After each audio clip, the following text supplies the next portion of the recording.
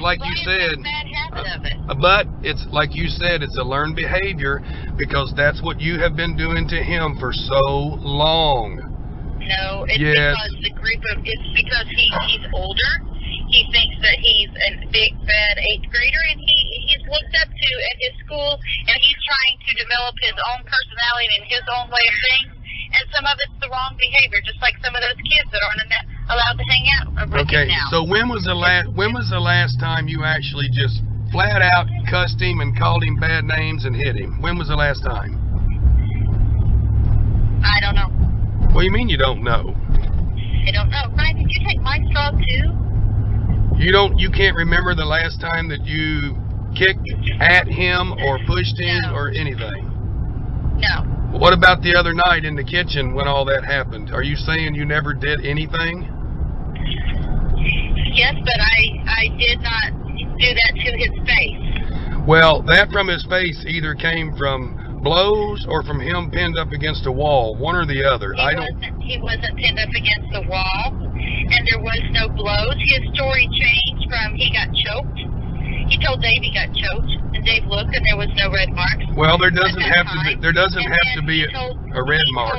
He told the CPS officer that he was pushed up against the wall, and he got it from wallpaper. And I said, "There's no wallpaper in our kitchen," and then he said, "It's whatever's on the wall." He said that night that I hit him in the face, and then Sunday when I picked him up, he said I punched him. So that's the repetition of the circle of life that goes through his position, that his story changes. Well, I kind of disagree with that, because when you are in the heat of a moment and people are swinging like crazy and they're screaming and hollering, you don't always know or remember what you don't always remember what went on. All you know that there was an incident that was happening. Now, CPS told me that you admitted to him, Clay, that you admitted to him that you were kicking him while he was up against the wall. He wasn't pinned up against the wall. No, I said while he was. I said. No, wait a minute. That's the story where it goes in circles. No, that's not what I said. While he was up against the wall, Clay said that you admitted to kicking him. No, he wasn't ever up against the wall. Okay, all right. So while he was in the kitchen, wherever he was at, Clay said that you admitted to kicking him. Yes, I did kick him. Okay. But no, I did not do that to his face. Well, then how did it get there? We're thinking that it was a self-inflicted carpet burn because there was a window between different time frames. When the cops were there, it wasn't there. When Dave was there, it is not self-inflicted. When Dave and Ryan went to bed, it wasn't there. It is not that is not self-inflicted, Debbie. Yes, it is. No, it isn't.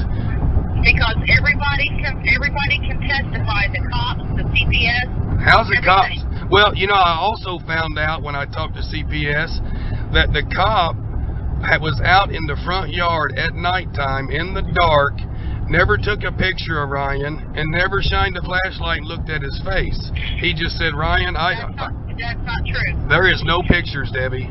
There is no pictures. That's not true. That is not where we were located at. We were located in the driveway by the light.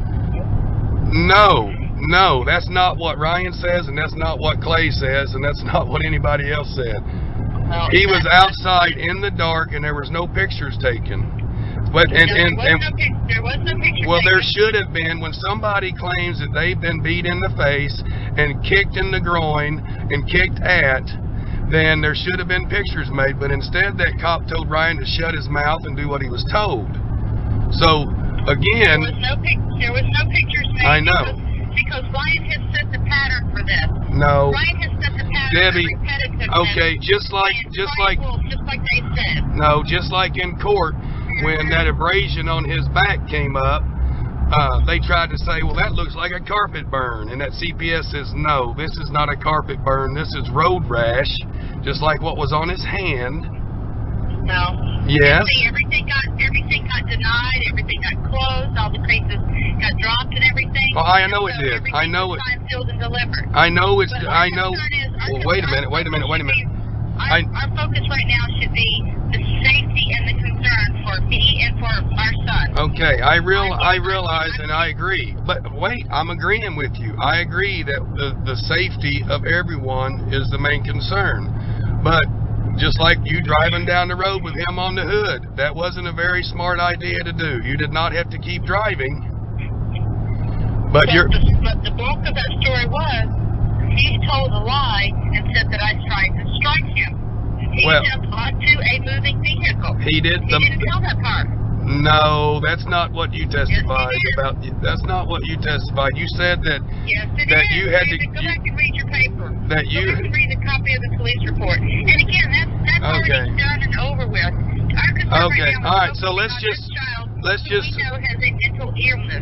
say for sake. Okay, he jumped on a moving vehicle and you continue to keep driving. End of story. So we're done with that.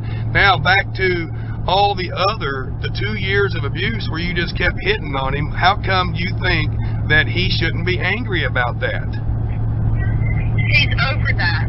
He's not over it, Debbie. He's built regression and anger and anger and anger. He just keeps adding layers to it. He's not over it. That's what got him angry to begin with, is because how you kept treating him. He's not over it. He's still angry about it, obviously. Can I get some French fries, please? What the problem is, he's got an anger issue. He's got all these different symptoms that are listed. And now, what about you? What about you? You have the exact same symptoms that you're claiming he has. You're angry. You're very argumentative. You're very mouthy. I mean, you have the exact same symptoms that he does, according to you. Are they going to medicate you also? Yes, sir. They're going to medicate you as well for having ODD for adults? Yes. Okay, now I started my medicine about a week or so ago. Okay. Well, up until then, I mean, you were abusing him, and you've already admitted to that. I don't know how many times that you just continued to abuse him, but now that you're on medication, you're not doing it anymore. But he's supposed to forget about the past and move on like nothing ever happened. Is that what you think? No. So what's he supposed to do about the past? In the past, he had done things and said things and reacted and overreacted. And in the past, I had done things and said things and overreacted and everything. But why did you resort to physical? Hold on a second. Why did you resort to physical punishment? Because that was all that was in our house. They were giving it out, and I was giving it out. No. Yes. That's why Ryan left in handcuffs. That's why I got red marks. Ryan got red marks. Matthew got red marks. That's what was given out from every party of the household.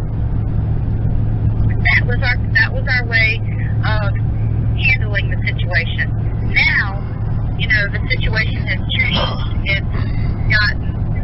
I need some fresh fries. Those are, and so now that we are redirecting this route and going down a different road, then it's whether or not it's minute or whatever. It's got to get better through therapy, a long-term therapy. Jeremy said he needs to see Ryan on a more regular basis now that his wrestling season is over, because they weren't seeing each other as often as they should have been. Well, now let me wrestling, and there was a schedule conflict and stuff. Let me ask you this, because Ryan, do they ever talk to Ryan about the abuse that's in the home, or do they just talk to Ryan about how he disrespects his mother? I've only been in there on like maybe 3 sessions, and Matthew's been in on maybe 1. No, I haven't. And Matthew's been on 1. And so when I'm in there, he directs it to both of us, and then he directs it on. He asks, "What am I going to do to fix it?" He asks, "What Ryan's going to do to fix it? What Ryan's goals are for this week, and my goals for this week." That's just what I told him. But are you there? Hello? Hello? I have no idea. What I was trying to say was, do they ever talk? What? Are you there? Yes, I can barely hear you. What I was trying to say was, do they ever talk to you guys about the abuse that happens in the house rather than why he's not giving you respect now? They had when I was in there, yes. I mean, what did they ask? I mean, how did they approach that? How did they ask, Ryan, what do you do when your mom hits you? He just says that he responds back with, and that it gets into a confrontation, thank you, and it all turns into a yelling, screaming, hitting match. Well, don't you think maybe if you hadn't have hit him or hit at him, that maybe that wouldn't have happened and that would have been the right way to do it? But it was both parties, David. That's what we got to fix. I know. Both sides of the equation. I know, but it takes two, and usually it's you throwing the punches, and then him having the cops tell him that he needs to shut his mouth and listen to his mother. But you can't keep doing that forever. So he's done his part, and I've done my part.